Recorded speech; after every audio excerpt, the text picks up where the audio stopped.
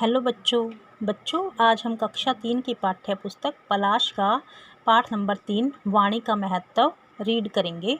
जो विदूषक तेनालीराम अपनी चतुराई और बुद्धिमत्ता के कारण राजा कृष्णदेव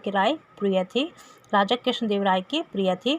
आइए उनकी बुद्धिमत्ता को दर्शाता एक किस्सा पढ़े कि जो तेनालीराम थे वो अपनी चतुराई और बुद्धिमत्ता के कारण जो कृष्णदेव राय थे उनके दरबार में बहुत ही प्रिय थे, और जो उनकी बुद्धिमत्ता थी, उनकी चतुराई थी, उसका एक किस्सा आज हम यहाँ पर पढ़ेंगे। एक बार की बात है, राजा कृष्णदेव अपने दरबार में बैठे थे। उन्होंने अपने दरबारियों से एक प्रश्न पूछा, क्या कोई मुझे बता सकता है कि सबसे मीठी और सबसे कड़वी चीज़ क्या है। कि एक बार की बात है कि जो कृष्णदेव राय है वो अपने दरबार में बैठे थे और उन्होंने अपने दरबारियों से कहा कि कोई मुझे ये बताए कि सबसे मीठी चीज़ और सबसे कड़वी चीज़ क्या है। इस पर तरह तरह के जवाब आए। सबसे मीठी चीज़ के लिए दरबारियों ने अलग अलग नाम दिए। जो दरबार में बैठे थे उन्होंने अलग अलग से नाम बताए। कोई कहता कि चीनी मीठी है, कोई कहता लीची मीठी है, कोई कहता आम मीठा है। इसी तरह कड़वी चीज़ के भी नाम आए और इसी तरह से कड़वी चीज़ के बारे में बताया। कोई कहता करेला कड़वा है, कोई कहता नीम कड़वी है, कोई बोलता मिर्च कड़वी है।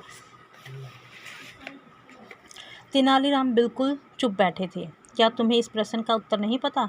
जो तेनालीराम थे वो बिल्कुल ही चुप थे। महाराज, मैं इस प्रश्न का उत्तर शीघ्र ही दूंगा। वो कहता कि महाराज, मैं इसका आंसर आपको जल्दी ही दूंगा। कुछ दिन बाद राज दरबार में ऊंची पगड़ी पहने एक अजीब सा व्यक्ति आया। महाराज, मैं घग्गर नाथ हूँ, आपके पड़ोसी पराक्रमी राजा नील नीलांबर जी का राजकवि। कुछ दिनों के बाद जो दरबार में एक ऊंची पगड़ी पहने हुए एक अजीब सा व्यक्ति आया था और वो कहता है कि महाराज, मैं घग्गर नाथ हूँ। कहता है कि मेरा नाम घग्गर नाथ है और मैं आपके पड़ोसी पराक्रमी राजा जो हैं नील नीलांबर पराक्रमी राजा का मैं राजकवि हूँ।